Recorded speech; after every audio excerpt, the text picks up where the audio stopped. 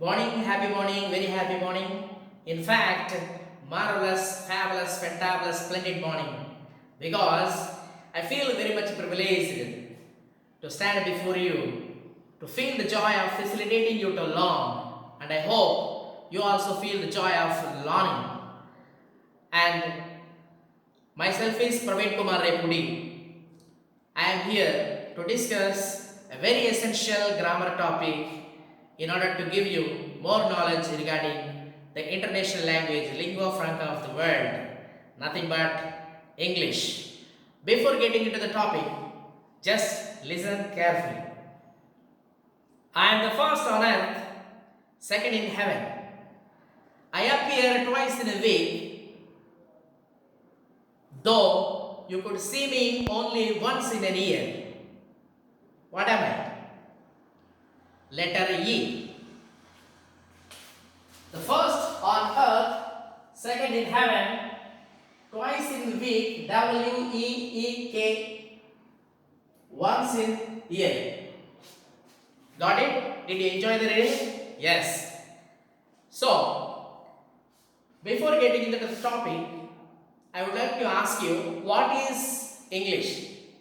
English is nothing but international language. Why should we learn English?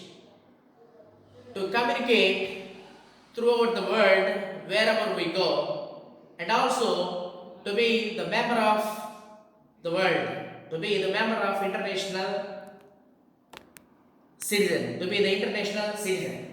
If we learn Telugu, we may be able to communicate in these two states. Telugu is a lingua franca of two states, Telangana and Andhra.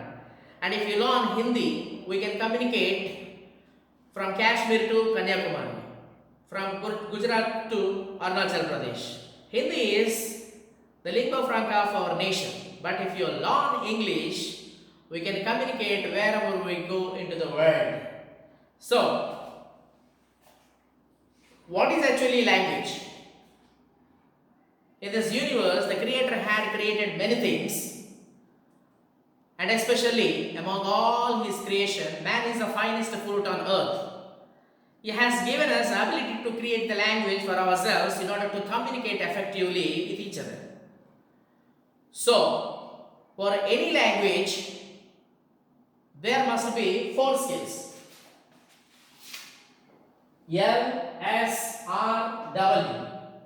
L in the sense listening skill, S in the sense spoken skill, R in the sense reading skill, W in the sense writing skills.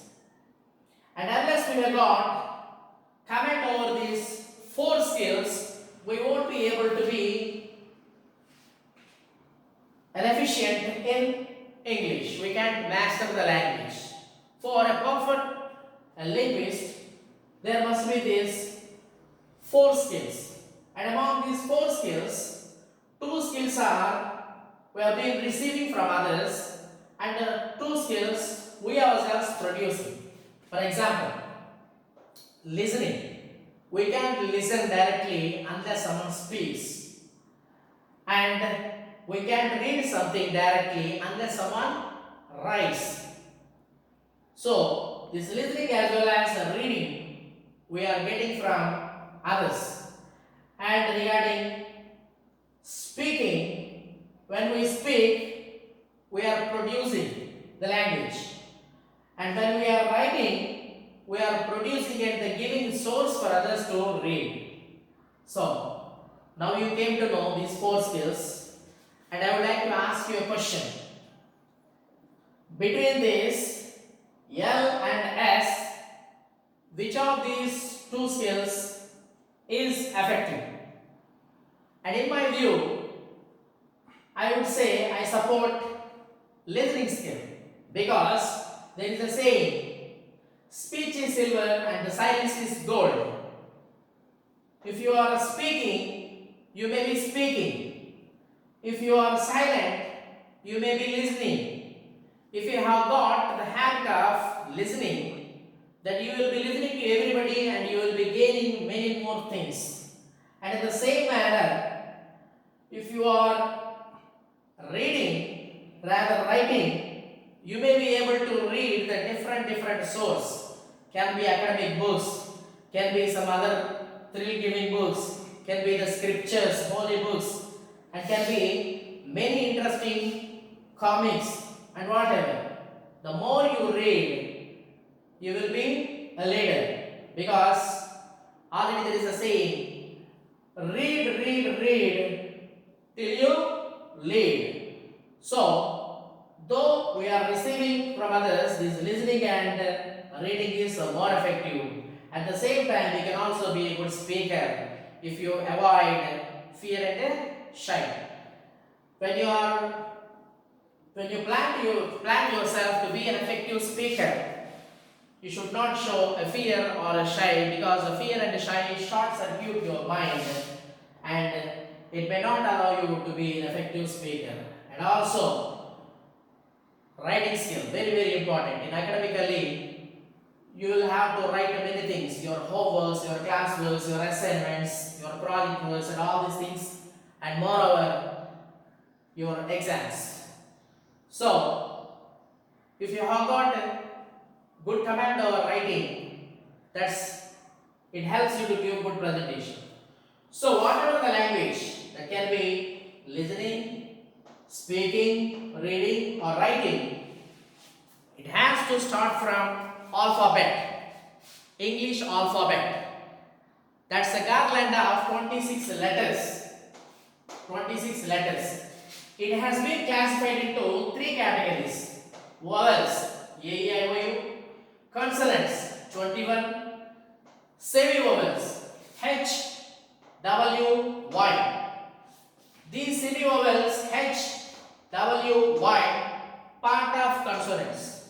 It means sometimes they do act as consonants and sometimes they do act as vowels. For example, let us discuss regarding H. Here, when we say house, home, we are pronouncing the H and we are using it as consonant. When we say our, honest, we are not using H as a H becoming silent and supporting the sound O. So in this case, H could be used as a consonant as well as a vowel. So we are calling it as semivowel. And W also. When you say water, wonder, what, where, when, why, who, we are using it as consonant. And sometimes when we say the words cow, how, now, in those cases, here W is being used as ow. The sound diphthongs, the combination of a and u. So it is considered as semivowel as it is giving the sound of a and u vowel. In the same manner, y also. If I say yellow, it is giving the sound y. And if I say buy, mine, fly, sky, wide, in such kind of cases, it is giving the sound of I, the diphthong, combination of A and E. So, these three are considered as semivowels. Here, we can communicate just with alphabet. We need to make a word. A word is nothing but group of letters. And that too, there must be the combination of vowel or semi-vowel with the consonants. Otherwise, it's not possible for us to make words. For example, if I say a, an, and anything, even if I say vowel, there are vowels. And if I say sky, y, there are even semi-vowels. So, if you try for that, making a word without using a vowel, that it may be like a good adventure. And when you get little time, keep on trying to write the words without using either a vowel or semi-vowel. Here, now you came to know what is a word. Word is nothing but group of letters. So still we can't communicate just through words. And here, one more after the word, one more topic, phrase. Phrase is also a group of words, but it doesn't give complete sense. For example, is sky the blue? If I say that is a group of words, but it doesn't give complete sense. If I say the sky is blue, it has complete sentence. It means it has complete meaning. It means in the phrase, though there are group of words, might not be arranged in a proper way in order to make complete sense, in order to give complete meaning, and in order to have complete thought. And now we are going to the very, very essential topic of the day, sentence and clause. Now the sentence. Sentence is a group of words which has complete sense and a complete thought and a subject and a predicate. Sentence is a group of words which gives a complete sense and a complete thought. It must have subject and a verb, and it must start with a capital letter and end either with a full stop or question mark or exclamatory mark. You know full stop? In American English, we may call it as a period. And you know question mark, and you know moreover exclamatory mark, just like a raindrop. So, the sentence has these qualities. And before getting into the class, let us look into the classification of the sentences. Here, there are four kinds of sentences. First one is declarative sentence. The second one is interrogative sentence. The third one is imperative sentence. And the fourth one is exclamatory sentence. Here, when we look into this declarative sentence is nothing but giving information, statement, and expressing our opinion that this sentence can be either positive or negative. For example, Princey Harsha is an intelligent girl. Just I gave her information. And the child is going to school. I gave the statement. The bird is flying in the air. The river is overflowing its bank. Children are playing in the ground.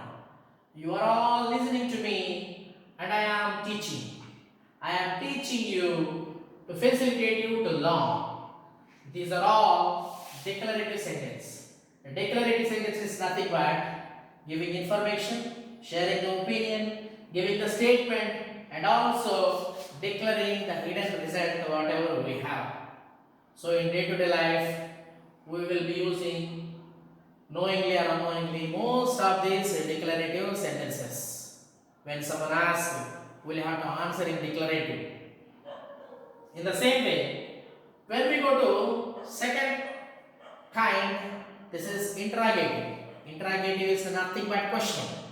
From bed to bed, from the morning till when you get up from the bed, and till the evening or night before you get into the bed, before you go to sleep, we will be asking many questions, and many questions would be asked by us. Those are all considered as interrogative sentences. In this category, we have got two types: confirmative question and informative question. If I say confirmative question, here my intention is to confirm it, to get the answer yes or no. If I ask you, have you had your breakfast? You may be saying yes or no. If I ask you, did you come to school? You may be saying yes or no. If I ask you, are you happy? Are you busy? You may be saying yes or no. So these are all yes or no questions. And in the same way, we have got confirmative questions, informative questions. Here, informative questions in the sense, definitely we will have to use double H words. Whatever the information we want, we will have to use any one of the double H words. We have got 9 double H words in English. What, where, when, whose, who, why, whom, how, and which. These are all 9 interrogative words, and we will have to use any one of these interrogative words. For example, what is your name? Where is your house? What are you studying? Which is your pen? Which is your car? Whom did you give? Whom did you meet? How did you do? Where did you go? How did you get it? When did you meet? When will you come? Many more questions like this. So remember, informative questions as well as the confirmative questions. In informative you will get only yes or no as answers, and confirmative you will get yes or no as answers. Informative you will get the information whatever you have asked for. When you go to the next kind, imperative, this is very special because this is only the sentence where we could not see the subject, because subject is actually not necessary, because this imperative sentence would be asked and used concretely, directly, and we will understand, the listener will understand easily what is the subject. For example, if I say get out of the class, that I am telling you particularly, you get out of the class. And if I say give me a glass of water, that directly I am telling you to give me a glass of water. Give me your pen, give me some money. Okay, so now you understood the definition of this imperative sentence. We use it for order, command, request, advice, or even for suggestion.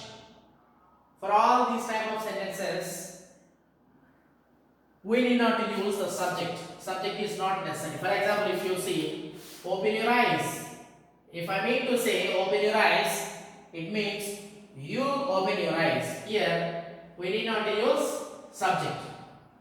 Next, when we go to next kind, exclamatory sentence. Exclamatory sentences are nothing but the sentences which we say emotionally, which burst out of our mind or heart suddenly. When you feel joyful, when you feel sorrowful, when you feel excited, when you wondered, these kind of sentences may be used. For example, here is an example. Hooray! We won the match. The team is sharing the joy. Hooray! We have won the match. They are celebrating their joy of winning. And if someone gets hurt, alas, I got pain. Or if someone's grandmother died, alas, my grandmother died. Okay, so in case of conveying the condolence, we may be using the word alas. And also when we excited, what a beautiful scenario, what a beautiful picturesque, what a beautiful view, like that. And in order to appreciate someone who had done some brave thing or a great thing, or adventurous thing, we may say, brave, keep it up. So these are the categories of the sentences, and which have got complete sense and complete thought, subject and verb, and these are possible to communicate. These are possible to communicate each other and to tell the sentences grammatically correct. And now, when we think of this class, here the slightest difference which you have to know between class and a sentence. Class is also group of words. Class has also complete sense. Class has also complete thought. Even class has also subject and verb. In this case, it need not to be exactly called as a class when it is alone, because it has got all the qualities of a sentence. But particularly, we do call it as a class when we use them purposefully according to their categories. Now let us look into the classification of classes. Independent class and dependent class. When I say independent class, it is known as main class. When I say dependent class, it is known as subordinate class.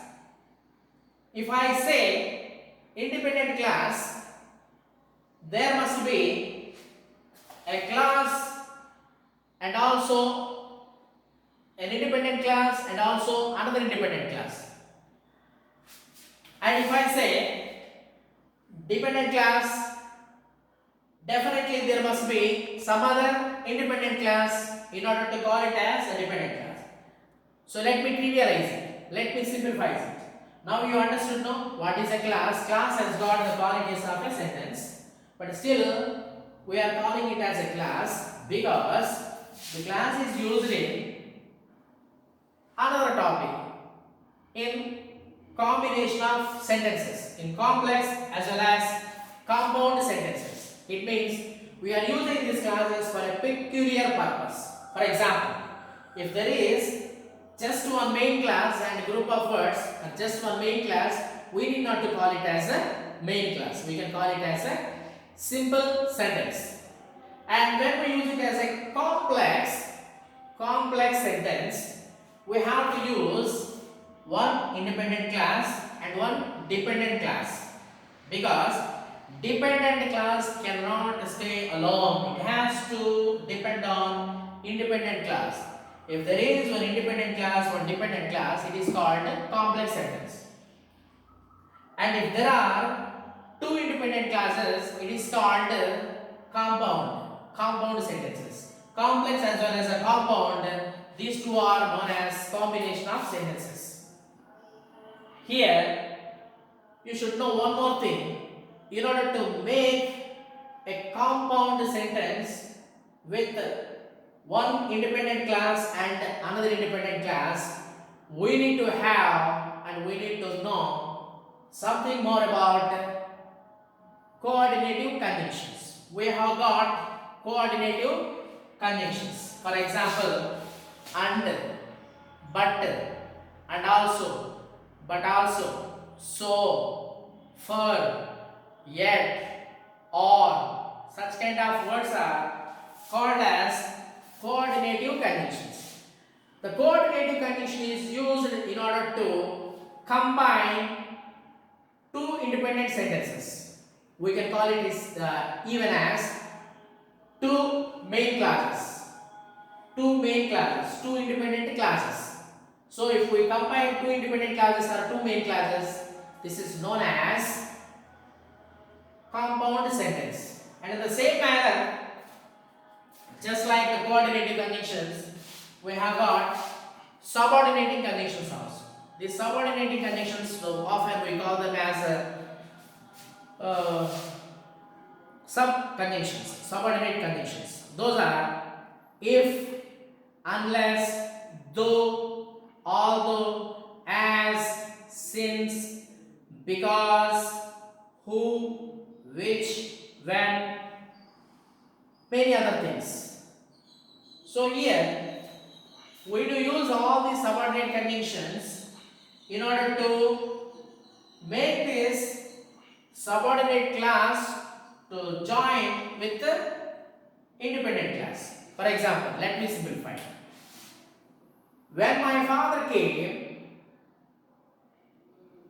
we were watching television. We were watching television is independent class. It means the main class. It can stand without help of any other thing. It can be independent. But if I say when my father came, then what? What next? What happened? When my father came, what happened? What next? So the sentence is not complete. The sentence is incomplete. So in order to get the complete sense, it has to depend on independent. So that's the thing. Here now let us see. Let us see a few more examples. My brother is intelligent and he is hardworking. I used two independent clauses and the coordinative conjunction and. My sister is smart but she is lazy. My sister is smart, independent class, she is lazy, independent class. I used coordinating conjunction, but I did not pay the fee, so I did not come to school. I did not pay the fee, independent class. I did not come to school, independent class. So, coordinating conjunction. So, these are the coordinating conjunctions which are used to join two independent class in order to make the sentence compound. Now, I would like to tell you before asking you few examples. I would like to give you some more examples related to complex sentences. If I say, if I were a bird, I could fly in the sky. If I were a bird, I could fly in the sky. I could fly in the sky, independent class. If I were a bird, dependent class, and also we can call it as subordinate class because we have got even subordinate conjunction. Unless you work hard, you will not get good result. You will not get good result, independent sentence, unless you work hard. Dependent. It has to depend on independent class because it is dependent class. And many other things. I did not get into the class because teacher told me to stay out. So in that case we are using because subordinate conjunctions. As you are free, you can meet me.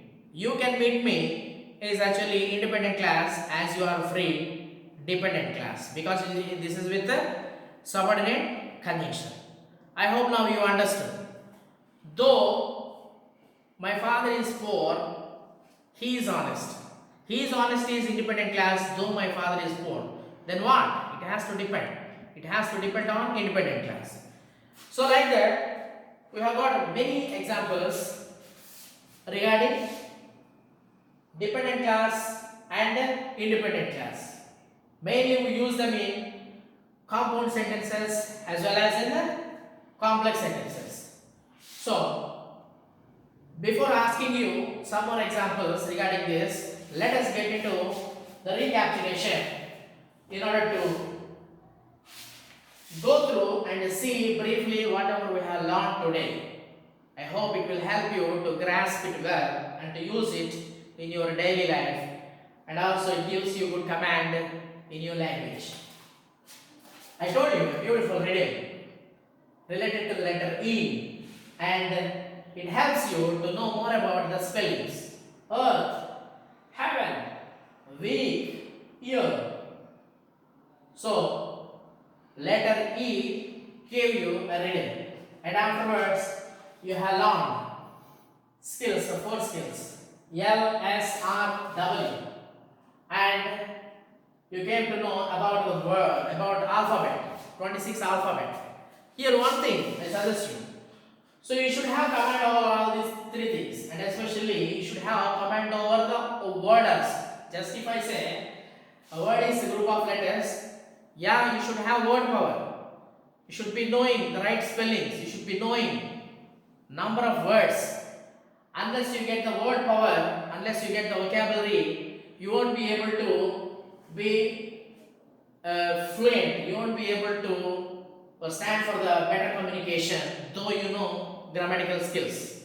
For example, 50% is word power and 50% is grammatical rules. So I suggest you, all of you, to know more words. Start with the simple thing. Afterwards, you can go for complicated things. Complex words you can learn. But make use of dictionaries. I suggest you Oxford Advanced Learners Dictionary is the best for learning.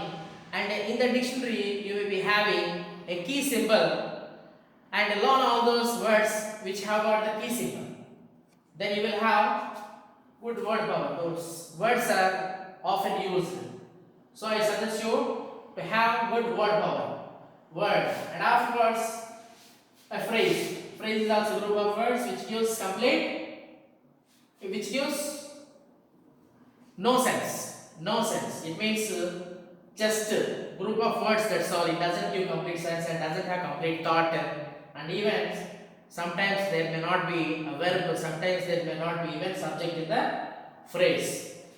And when we come to the major topic of the day, sentence. Sentence is a group of words which gives complete sense, which has complete thought, which has subject and verb. And a class is also a group of words and it has got complete sense, complete thought and subject and verb, but need not to be exactly a sentence, because we do use the classes for a peculiar purpose in order to make combination of sentences, complex type as well as a compound type. When it is a simple sentence, we can call it as a simple sentence, and we need not to call it as exactly the simple class. So only in combination of sentences we do use these classes: independent classes or main classes, dependent classes or subordinate classes. And regarding kinds of sentences also, you came to know declarative sentence, and this declarative sentence also called as assertive sentence, or even you can use it as a statement also. And interrogative sentence, two types of interrogative sentences were there: confirmative questions and informative questions. And imperatives, in day-to-day life, father and mother may be asking you, may be giving you number of orders, commands, and you may be requesting them, and your teachers may be ordering you, your principal may be commanding you, just like your father. And in the army commander may be commanding you. And whenever you feel thrill, whenever you feel emotion, whenever you feel some sort of strange, we are using this exclamatory sentences. And whatever the words, very often whatever the words we use in this exclamatory sentences may be found in interjection. All the interjection words could be used in this type of exclamatory sentences. I hope you have got a good time, and this recapitulation may be helping you, and these are the things which you have to remember. And definitely every day I'll come with a beautiful riddle, and I will come to give you a clean explanation regarding each and every grammar topic. And I hope you have enjoyed what is word, what is alphabet, what is phrase, what is sentence, what is class, and many more examples. And you will be getting your worksheet, and be ready, and you have to identify what is a particular sentence. You will be given number of sentences, and you will have to identify whether that particular sentence is a declarative sentence or interrogative sentence or imperative sentence or exclamatory sentence. Even in case of classes also, whether it is a main class or